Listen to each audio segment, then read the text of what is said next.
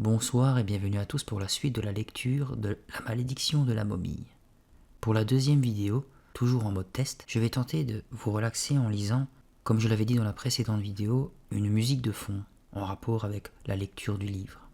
Donc dites-moi dans les commentaires si cela vous plaît, si vous voulez que je continue à le faire dans ce style, ou alors retour en arrière et je ne fais que vous lire les livres. Comme d'habitude, je suis toujours accompagné de mon petit Billy, qui m'aide à lire dans le noir. Nous nous étions arrêtés au 4e chapitre. Et rappelez-vous, Gabriel, accompagné de son oncle Ben et de sa cousine Sari, avait pénétré la pyramide et était tombé dans un trou en voulant descendre une échelle de corde pour rejoindre son oncle. Alors, on continue. Vive comme l'éclair, deux mains me rattrapèrent de justesse par les poignets. « Tiens bon !» me cria Sari. J'agrippai de nouveau les montants de l'échelle de corde et je fermai les yeux, attendant que mon cœur cesse de s'agiter comme un fou. « Oh !» réussis-je à articuler. « Je t'ai sauvé la vie, » dit Sari en toute simplicité. J'ouvris les yeux. Son visage était penché sur le mien. « Merci !» murmurai-je avec gratitude. « De rien. » Un petit rire de soulagement lui échappa. Pourquoi n'était-ce pas moi qui lui avais sauvé la vie, me demandai-je, furieux. Pourquoi n'avais-je jamais l'occasion d'être le grand héros? Que se passe-t-il, Gabriel? Cria oncle Ben. L'écho de sa voix sonore se répercutait dans les ténèbres. Le faible halo lumineux de sa torche électrique dansait sur les parois de calcaire. Rien de grave, répondis-je. Je me suis un peu fait mal aux mains, c'est tout. Prends ton temps, me suggéra-t-il patiemment. Une marche à la fois, d'accord? Oui, oui. Ma respiration était redevenue normale. Je descendis sans me presser le long de l'échelle, en prenant soin de ne pas glisser cette fois. Un instant plus tard, nous étions réunis tous les trois dans la galerie, chacun braquant sa torche devant soi. « Suivez-moi, dit oncle Ben, et ne vous éloignez pas. » Nos tennis crissaient sur le sol sablonneux. Je repérai l'ouverture d'une deuxième galerie sur ma droite, puis celle d'une autre encore sur ma gauche. Songez que l'air que nous respirons est enfermé ici depuis 4000 ans, observa mon oncle. Ça se sent, chuchotai-je à Sari, qui se mit à rire. Il y régnait en effet dans l'atmosphère une vieille odeur de poussière, un peu comme dans un grenier. Au bout d'un moment, la galerie parut s'élargir, sa pente devint plus accentuée. Nous nous enfonçons davantage sous terre, reprit oncle Ben. Vous n'avez pas l'impression de dévaler une colline? Oui, c'est vrai, approuvai-je. Hier, j'ai exploré une des galeries latérales avec papa, me confia Sari. Nous avons trouvé un sarcophage dans une chambre minuscule. Un beau sarcophage en parfait état. Est-ce qu'il y avait une momie à l'intérieur? Demandai-je tout excité. Je mourrais d'envie de voir une momie. Le musée de ma ville n'en possédait qu'une. J'avais passé ma vie à la contempler et à l'étudier. Non, il était vide, répondit Sari. J'allais lui faire part de ma déception quand je m'aperçus que le lacet de ma chaussure gauche venait encore de me lâcher. Attends, Sari. Juste une seconde, dis-je en me baissant pour le rattacher. La galerie se divisait brusquement en deux. Oncle Ben nous entraîna dans celle de gauche, un tunnel si étroit qui nous obligeait à courber l'échine jusqu'à ce que l'on arrive enfin dans une chambre spacieuse et haute de plafond. En émergeant, je m'étirai, les bras levés. C'était merveilleux de ne plus avoir à se ratatiner. Je regardais la vaste pièce autour de moi. Plusieurs personnes s'activaient sur la paroi du fond qu'elles étaient en train de dégager à l'aide d'outils spéciaux. Des projecteurs puissants, reliés à un générateur, éclairaient le champ des opérations. Oncle Ben nous présenta au groupe. Il y avait 4 ouvriers, 2 hommes et 2 femmes. Un autre individu se tenait légèrement à l'écart, un carnet de croquis à la main. C'était un Égyptien, vêtu de blanc des pieds à la tête, à l'exception d'un mince foulard rouge autour du cou. Il avait des cheveux très noirs, tirés en arrière et attachés sur la nuque en queue de cheval. Il nous dévisagea, Sari et moi, mais ne s'approcha pas. Il semblait nous étudier à distance. Mon oncle lui fit un petit signe. « Ahmed, vous avez rencontré ma fille hier. Voici maintenant mon neveu, Gabriel. » Ahmed se contenta de hocher la tête sans nous adresser le moindre sourire. « Ahmed est délégué par l'université, » m'expliqua oncle Ben à voix basse. Il a demandé la permission d'observer nos travaux, et j'ai donné mon accord. Il parle peu, mais si vous le lancez sur les vieilles malédictions égyptiennes, il devient intarissable.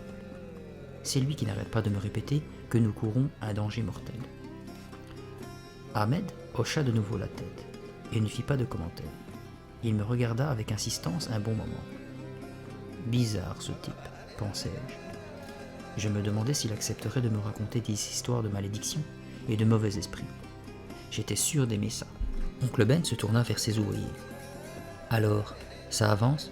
interrogea-t-il. « Je crois que nous sommes près du but, » répondit un jeune rouquin qui portait un jean délavé et une chemisette bleue. « fit oncle Ben en se passant la main dans les cheveux. « Et si nous nous trompions ? La galerie que nous cherchons pourrait très bien se trouver de ce côté-là. » Il montrait la paroi à droite.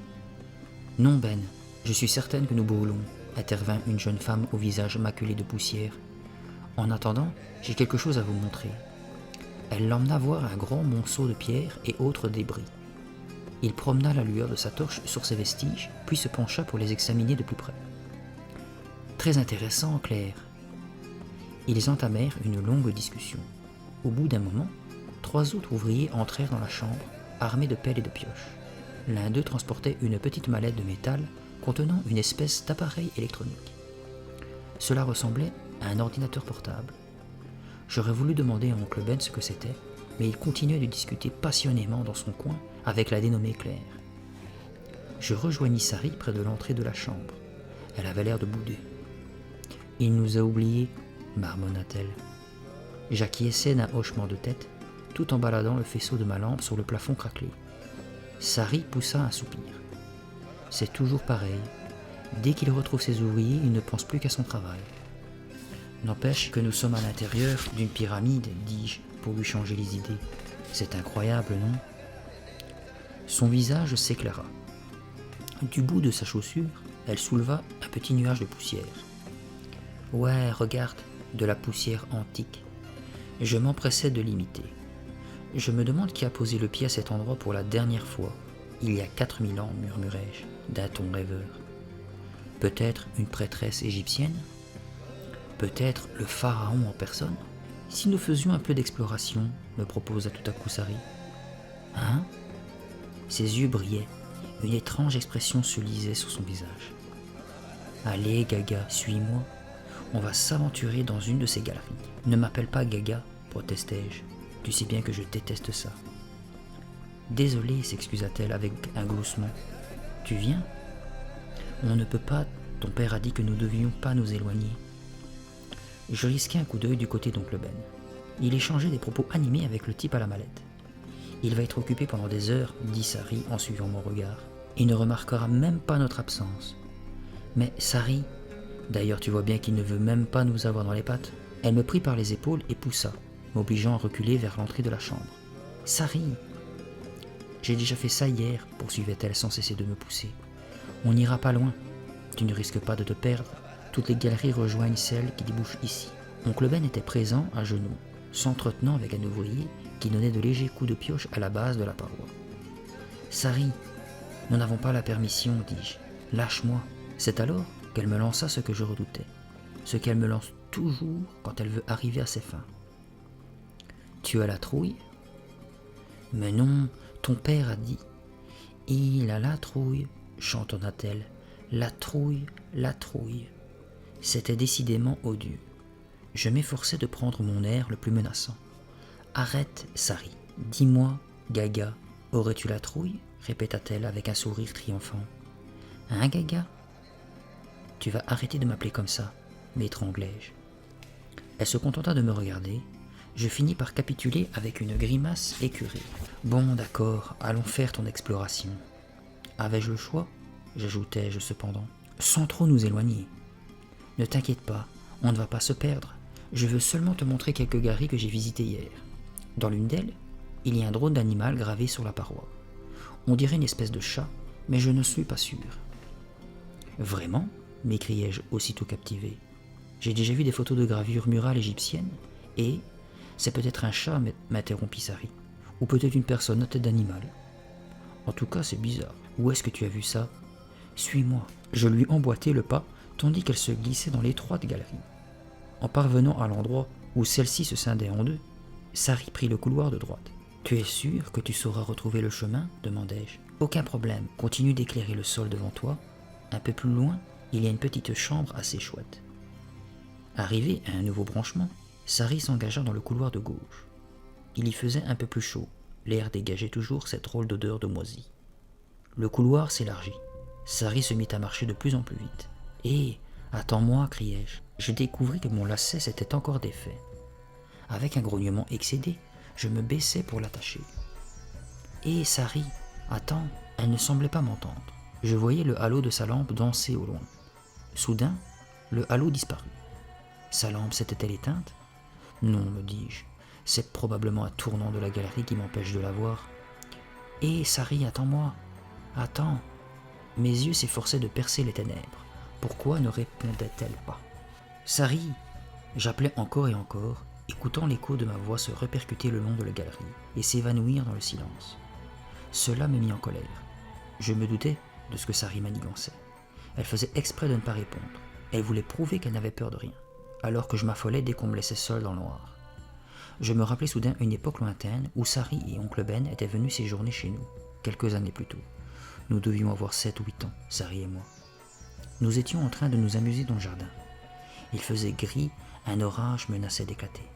Sari étreignait une corde à sauter toute neuve. Elle se donnait en spectacle comme toujours, bondissant de plus en plus haut pour montrer à quel point elle était agile. Et quand ce fut mon tour, bien sûr, je trébuchai et je m'étalai de tout mon long, tandis qu'elle riait comme une folle. Je résolus de me venger en l'emmenant visiter la vieille maison abandonnée sur la colline, en haut de notre rue.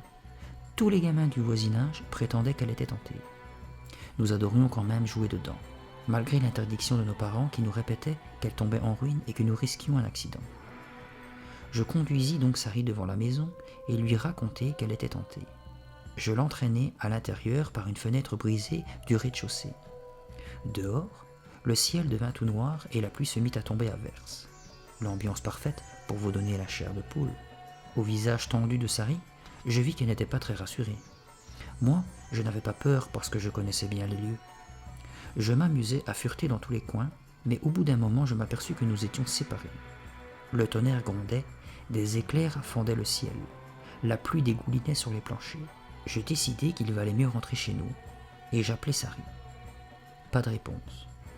J'appelais encore, toujours rien. C'est alors que j'entendis un craquement assourdissant. Je courus de pièce en pièce sans cesser de crier son nom. Je tremblais de peur. J'avais la certitude qu'il lui était arrivé quelque chose de terrible. Impossible de la trouver. Je me mis à pleurer. L'angoisse m'aveugla. Je m'enfuis de la maison sous la pluie battante. Je galopais sous le fracas du tonnerre et des éclairs. Je pleurais tout le long du chemin. En arrivant chez moi, j'étais trempé des pieds à la tête. Je me ruai dans la cuisine pour avouer, entre deux sanglots, que j'avais perdu Sari dans la maison hantée. Et elle était là, assise à la table de la cuisine, bien au sec, en train de manger une grosse tranche de gâteau au chocolat avec un sourire satisfait. Alors maintenant, tout en scrutant désespérément les ténèbres au fond de la pyramide, je me disais que Sari me jouait le même genre de tour. Elle voulait m'effrayer, me tourner en ridicule. Mais était-ce vraiment le cas ? Au fur et à mesure que je progressais dans la galerie, les yeux fixés sur le halo de ma lampe, ma colère se transforma en inquiétude, et le doute s'installa dans mon esprit. Avait-elle eu un accident ? Était-elle tombée dans un trou sans fond ? Peut-être m'appelait-elle au secours quelque part ? Affolé, je hâtai le pas. Elle ne devait pas être bien loin de moi, j'allais certainement apercevoir la lueur de sa lampe. Nous étions restés dans la même galerie depuis le début, et il n'y avait aucun endroit où se cacher le long de la paroi. J'atteignis soudain le bout de la galerie, qui débouchait sur une petite chambre carrée. Impossible d'aller plus loin, je promenais ma lampe autour de moi. Sari ! Toujours aucun signe de sa présence. Les murs de la chambre étaient nus. Oh ! Ce cri m'échappa lorsque j'aperçus un objet rangé le long de la paroi qui me faisait face. Fasciné, je m'en approchai. C'était un sarcophage, un grand sarcophage de pierre d'au moins 2 mètres de long, rectangulaire avec des coins arrondis. Le couvercle s'ornait d'un visage sculpté, un visage de femme dont les yeux grands ouverts regardaient le plafond, un masque mortuaire. Waouh ! M'écriai-je, un vrai sarcophage. Le visage sculpté sur le couvercle avait dû être peint de couleurs vives en son temps, mais leur altération au fil des siècles lui donnait à présent un aspect grisâtre. Je me demandais si oncle Ben connaissait l'existence de ce sarcophage, ou si je venais de faire une découverte, et que pouvait-il y avoir à l'intérieur. Rassemblant mon courage, j'avançai la main pour caresser la pierre lisse du couvercle quand un sinistre craquement arrêta mon geste. Je vis le couvercle se soulever doucement. J'ai cru d'abord être le jouet de mon imagination. Sans bouger un muscle, je concentrai mon attention sur le sarcophage. Le couvercle se souleva un peu plus. « Ah !» m'écriai-je. J'entendis une espèce de chointement, comme quand un ballon crevé se dégonfle. Je bondis en arrière, ma lampe m'échappa. Je la ramassai d'une main tremblante et la dirigeai de nouveau sur le sarcophage. Le couvercle continuait de s'ouvrir lentement. J'aurais voulu m'enfuir en hurlant, mais la peur me bloquait. Mes jambes ne m'obéissaient plus. J'étais incapable d'émettre un son. Le couvercle s'ouvrit tout à fait. Du fond ténébreux du cercueil antique, 2 yeux luisants me regardaient. La terreur me cloua sur place. Un frisson me parcourut le dos. Les yeux qui me dévisageaient étaient froids, démoniaques, des yeux d'outre-tombe. Avant même de m'en rendre compte, je me mis à hurler. Comme dans un cauchemar, je vis une sombre silhouette émerger lentement du sarcophage et mettre pied à terre. Sari. Elle avait un grand sourire aux lèvres, une lueur moqueuse dans le regard. « Sari, ce n'est pas drôle », braillai-je d'une voix suraiguë qui sembla rebondir sur les parois de la chambre. Mais à présent, elle riait tellement fort qu'elle ne pouvait pas m'entendre. Fou de colère, je cherchais autour de moi quelque chose à lui lancer à la tête et ne trouvais rien. Pas même un galet. Je dus me contenter de la regarder d'un air féroce. La poitrine encore soulevée de frayeur, je l'aurais volontiers assommée. Elle m'avait tourné en ridicule. Elle m'avait fait hurler de peur comme un bébé. « Si tu voyais ta tête » s'exclama-t-elle quand elle eut fini de rire. Dommage que je n'ai pas mon appareil photo. J'étais trop furieux pour répondre. Je ne pus que grogner. J'avais sorti la petite main de momie de la poche de mon jean et je la triturais machinalement, comme toujours quand je suis contrarié. En général, ça m'aide à me calmer. « Je t'ai dit que j'avais trouvé un sarcophage vide hier », me rappela Sari en repoussant les cheveux qui lui retombaient sur le visage. « Tu ne t'en souvenais donc pas ?» Je grognais de nouveau. Je me faisais l'effet d'un parfait imbécile. Je m'étais laissé prendre 2 fois de suite à une stupide histoire de momie. Je me jurai silencieusement de rendre à Sari la monnaie de sa pièce, à n'importe quel prix. Soudain, j'entendis un bruit de pas provenant de la galerie. L'expression de Sari changea. Elle avait entendu aussi. Quelques secondes plus tard, oncle Ben fit irruption dans la petite chambre. Même dans la pénombre, sa mauvaise humeur me sauta tout de suite aux yeux. « Je croyais qu'on pouvait vous faire confiance, » tonna-t-il. « Papa, » commença Sari. « Je vous avais demandé de ne pas vous éloigner sans me prévenir, » interrompit-il vivement. « Vous ne savez donc pas que vous risquez de vous perdre pour toujours. »« Papa, » répéta Sari, « je voulais seulement montrer à Gabriel cette chambre que j'ai découverte hier. On allait revenir, je t'assure. » Mais il ignora cette explication. « Il y a des centaines de galeries, poursuivit-il. Beaucoup n'ont jamais été explorées. Personne n'a encore mis les pieds dans cette partie de la pyramide avant nous. Ce que vous venez de faire est très dangereux. Je vous interdis de vous balader comme ça. Et mon inquiétude, quand je me suis aperçu que vous n'étiez plus là, vous y avez pensé, tout penaud, nous ne savions quoi répondre. Filons maintenant, dit oncle Ben en entraînant Sari vers la sortie. Votre visite de la pyramide est finie pour aujourd'hui. Je l'ai suivi dans la galerie. Je me sentais vraiment démoralisé. Non content de m'être laissé prendre à la stupide plaisanterie de cette chipie, j'avais provoqué la colère de mon oncle préféré. Sari ne m'attire que des ennuis, pensais-je amèrement, depuis que nous sommes tout petits. Nous retournâmes à l'hôtel du Caire pour y passer la nuit. Je battis Sari 2 fois de suite au Scrabble, mais cela ne me remonta pas le moral. Elle se plaignait tout le temps qu'elle n'avait que des voyelles et que ce n'était pas juste. En fin de compte, je rangeai mon Scrabble et me mis à regarder la télé sans comprendre ce qui s'y passait. Cela me fit bientôt tomber de sommeil. Le lendemain matin, on nous monta le petit déjeuner dans la chambre. J'avais commandé des toasts grillés, mais ils étaient tout mous et insipides, et la première bouchée me resta en travers de la gorge. « Qu'est-ce qu'on va faire aujourd'hui ?» demanda Sari à oncle Ben, qui s'étirait et bâillait après avoir bu sa 2e tasse de café. « J'ai rendez-vous au musée du Caire, » répondit-il en jetant un coup d'œil sur sa montre. « C'est à 2 pas d'ici. Vous pourriez peut-être m'accompagner et vous promener dans le musée en m'attendant. » Puis il ajouta, « Le musée possède une belle collection de momies. Gabriel, tu aimerais ça ?»« À moins qu'elles ne sortent de leur sarcophage, » observa Sari. Désopilant, je lui tirai la langue, elle me lança sa boîte de cornflakes que je rattrapai au vol. « Quand est-ce que mes parents vont rentrer ?» demandai-je à oncle Ben. Je venais soudain de me rendre compte qu'il me manquait. Mon oncle ouvrit la bouche pour me répondre, mais le téléphone sonna, et il alla prendre la communication. Par la porte de la chambre, je vis son visage se charger d'inquiétude au fur et à mesure qu'il écoutait son interlocuteur. « Changement de programme, nous annonça-t-il après avoir reposé le combiné. Que se passe-t-il, papa s'étonna Sari. C'est curieux, répondit-il en se grattant la tête. 2 de mes ouvriers ont eu un malaise cette nuit. Ils sont atteints d'une mystérieuse maladie. On a dû les conduire à l'hôpital du Caire. L'air préoccupé, il rassembla hâtivement quelques affaires et récupéra son cartable. Il faut que j'aille les voir tout de suite, expliqua-t-il. Et nous, papa, qu'est-ce qu'on devient interrogea Sari en me regardant. Je ne serai absent qu'1 heure ou plus, lui répondit-il. Attendez-moi ici, d'accord ? Dans la chambre s'écria Sari comme s'il s'agissait d'une horrible punition. Bon, vous pouvez descendre à la réception si vous voulez, mais ne quittez pas l'hôtel. Il enfila une saharienne, vérifia le contenu de son cartable et quitta les lieux. Nous nous retrouvions seuls et nous ne savions pas trop quoi faire. Qu'est-ce que tu proposes ? Demandai-je au bout d'un moment. D'ici quelques minutes, il va faire une chaleur épouvantable dans cette chambre. Alors il faut sortir, décida Sari en se levant. Tu veux dire descendre à la réception ?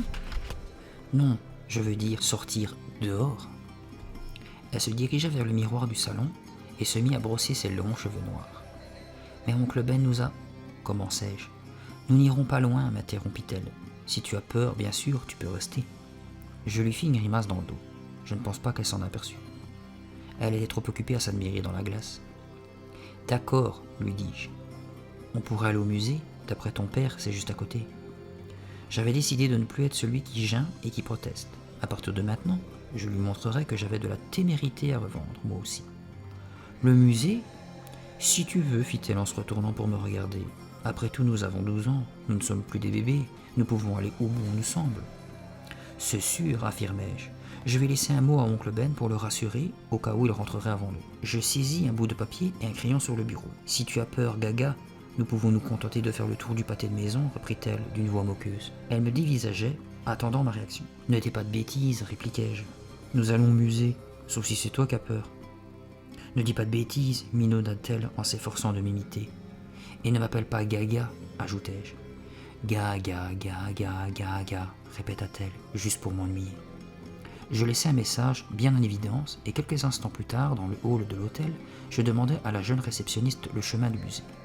Il fallait tourner à droite en sortant et continuer de marcher pendant 300 mètres environ. Nous ne pouvions pas le manquer. En émergeant sous le soleil, Sari parut hésiter. « Tu te sens vraiment le courage d'y aller ? » Et comment ? répondis-je. « De toute façon, nous ne risquons rien. Que pourrait-il nous arriver ? » En avant, dis-je. C'est par là. Il fait chaud comme dans un four, se plaignit Sari. La rue grouillait de monde et le vacarme des klaxons était assourdissant. Ici, les chauffeurs appuient sur leur klaxon dès qu'ils démarrent et ils ne le lâchent qu'une fois arrivés à destination. Il fallut se frayer un chemin parmi la foule qui se bousculait sur le trottoir. Une foule composée de toutes sortes de gens. Il y avait des hommes d'affaires en complet veston, côtoyant des individus coiffés d'une chéchia rouge, qui semblaient vêtus de pyjamas flottants. Il y avait des femmes élégantes, arborant des tenues de couleurs vives à la dernière mode, des jeunes filles en jean, des femmes au visage voilé, dissimulées dans de longues robes noires. « Ça nous change drôlement de la France !» criai-je à Sari par-dessus le bruit de la circulation. J'étais si fasciné par le spectacle environnant que j'en oubliais le but de notre promenade. Je découvris bientôt avec étonnement que nous nous trouvions au pied de l'escalier du musée, une grande structure de pierre qui dominait la rue de toute sa hauteur. Suivi de Sari, je grimpai les marches et poussai la porte tournante. Quel silence, chuchotai-je impressionné. Le brouhaha de la rue avait cédé la place à un calme feutré. Nous étions au centre d'un hall immense, flanqué de part et d'autre par un grand escalier de marbre. 2 colonnes blanches encadraient une large porte donnant sur l'arrière du musée. Sur notre droite, une vaste fresque offrait une vue aérienne des pyramides et du Nil. Après avoir admiré cette fresque un moment, je décidai de demander à la jeune femme du bureau des renseignements où se trouvait la salle des momies. Avec un sourire charmant, elle nous indiqua l'escalier à droite. Nos tennis faisaient un drôle de bruit sur le marbre luisant. L'escalier n'en finissait pas. J'ai l'impression d'escalader une montagne, haltai-je à mi-chemin. Le premier qui arrive en haut, me lança Sari en souriant. Elle démarra sans me laisser le temps de répondre et bien sûr me battit de 10 bonnes marches. Je m'attendais à ce qu'elle me traite de limace ou quelque chose de ce genre, mais la curiosité l'empêcha de me prêter attention. Devant nous, une salle sombre et haute de plafond semblait s'étendre à l'infini. Dans l'entrée se trouvait une vitrine de verre contenant une maquette de bois et d'argile. Je m'en approchai pour l'examiner. Elle montrait des centaines d'ouvriers en miniature qui traînaient de gros blocs de pierre sur le sable en direction d'une pyramide partiellement construite. Plus loin dans la salle, on pouvait distinguer des statues gigantesques, des sarcophages, des vitrines de poterie et de verrerie, une multitude d'objets d'art et autres vestiges. « Cet endroit est génial !» m'exclamai-je joyeusement. « Oh, qu'est-ce que c'est que ça ?» demanda Sari en pointant le doigt vers une statue colossale contre un mur. Une espèce de chien géant. La créature avait une tête de chien féroce sur un corps de lion. Elle regardait droit devant elle, prête à bondir sur tout un truc de passage. Ils installaient ce genre de statue devant les tombes, dis-je, pour les protéger des pilleurs. Comme des chiens de garde, opina Sari. Et il y a une momie dans ce sarcophage, m'écriai-je en me penchant sur un ancien cercueil de pierre. Regarde. Ouais, c'est bien une momie, fit Sari, blasé. Et après? Elle avait dû en voir beaucoup plus que moi. Pour ma part, j'étais fasciné par ce corps décharné, enserré dans son cocon de bandelettes jaunâtres. Les mains croisées sur la poitrine, chaque doigt soigneusement enveloppé lui aussi. Tu sais comment il fabriquait les momies ? Repris-je en passant de l'autre côté du sarcophage. La première étape consistait à enlever le cerveau du mort. Beurre. Arrête, fit-elle avec une grimace de dégoût. Tu ne savais pas ça ? M'étonnai-je, ravi d'avoir quelque chose de vraiment répugnant à lui apprendre. Et je ne veux pas le savoir, dit-elle en levant la main comme pour m'empêcher de parler. Mais c'est intéressant, insistai-je. Donc, il fallait commencer par enlever le cerveau. Pour ça, ils avaient un outil spécial, une espèce de long crochet. Ils le poussaient dans le nez du cadavre, jusque sous le crâne, et là, ils l'agitaient d'avant en arrière, encore et encore. Et le cerveau devenait de la bouillie. Ça suffit, protesta-t-elle en se bouchant les oreilles. Ensuite, ils retiraient cette bouillie par le nez, petit à petit à l'aide d'une cuillère. Ou alors, ils arrachaient un œil au mort et ils retiraient la bouillie par le trou de l'orbite.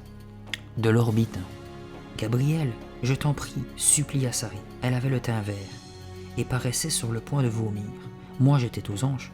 Je venais enfin de découvrir un de ses points faibles. Stupéfiant, pensais-je. Il ne faudrait pas oublier cette technique. Tout ça est vrai, je t'assure, dis-je en maîtrisant à grande peine mon envie de rire. Oh, ferme-la, marmonnait-elle d'une voix éteinte. Parfois, bien sûr, pour aller plus vite, il sciait le crâne en deux. Après avoir ôté le cerveau, il remettait les deux moitiés ensemble, et je suppose qu'il les faisait tenir avec des bandelettes. J'observais ses réactions tout en parlant.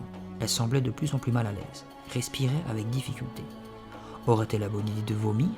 Si cela se produisait, j'étais vengé à jamais. « Ton père ne t'a jamais expliqué ça ?» demandai-je. Elle secoua la tête. « Non, il sait que je n'aime pas. »« Et tu sais ce qu'il faisait des boyaux ?» l'interrompis-je en savourant son expression effarée. « Il les mettait dans des jarres et... » Je m'aperçus soudain que ce n'était pas moi qu'elle regardait ainsi, mais quelque chose par-dessus mon épaule. Je me retournai et je découvris la raison de sa surprise. Un homme venait de pénétrer dans la salle. Il se tenait devant la première vitrine, à quelques pas de nous. Je le reconnus aussitôt. C'était Ahmed, l'étrange et silencieux Égyptien à la queue de cheval qui nous avait accueillis de façon si peu aimable dans la pyramide. Il portait les mêmes amples vêtements de coton blanc et le même petit bandana rouge autour du cou, et son expression était toujours aussi inamicale, pour ne pas dire coléreuse. Il nous regarda tour à tour, puis fit un pas en avant. « Gabriel » me souffla Sari, « j'ai l'impression que c'est à nous qu'il en veut. » Sa main se crispa sur mon bras. « Fichons camp » ajouta-t-elle. J'hésitai. Ne valait-il pas mieux commencer par le saluer ? Mais quelque chose dans l'expression déterminée d'Ahmed me persuada du contraire. Tournant les talons, j'entraînai Sari à toute allure. Par-dessus mon épaule, je vis qu'Ahmed nous suivait. Il nous lança d'une voix menaçante quelque chose que je ne compris pas. « Courons !» s'exclama Sari. J'obéis et contournai d'abord une énorme vitrine qui contenait 3 sarcophages. Je fis des zigzags entre les sculptures et les étagères garnies de vieilles poteries. Derrière nous, on entendait Ahmed crier rageusement. « Revenez, revenez !» Le claquement de ses semelles sur le marbre poli résonnait dans l'immense salle vide. « Il va nous rattraper !» dis-je à Sari qui me devançait de quelques pas. « Il doit bien y avoir une sortie !» me répondit-elle hors d'haleine. Mais je savais déjà qu'elle se trompait. Nous avions presque atteint le fond de la salle, encore une statue et un gigantesque sphinx, et cul-de-sac. Pas de porte, pas d'issue. Devant nous se dressait un solide mur de granit. Je me retournai, imité par Sari. Ahmed arrivait sur nous, une lueur de triomphe dans les yeux. Nous étions coincés. Alors je vais arrêter ici ma lecture pour ce soir, nous sommes arrivés au 8e chapitre. J'espère que cette petite session vous a plu et vous a relaxé, que vous êtes prêts à vous endormir, ou vous faites peut-être déjà dodo. Si c'est le cas, n'hésitez pas à revenir le lendemain en journée pour me remettre le commentaire qui fait plaisir, le petit pouce bleu et l'abonnement si ce n'est pas déjà fait. Et n'hésite pas à partager ma vidéo pour que d'autres puissent en profiter aussi de mes lectures de chair de poule. Sur ce, je vous dis bonne nuit et à la semaine prochaine.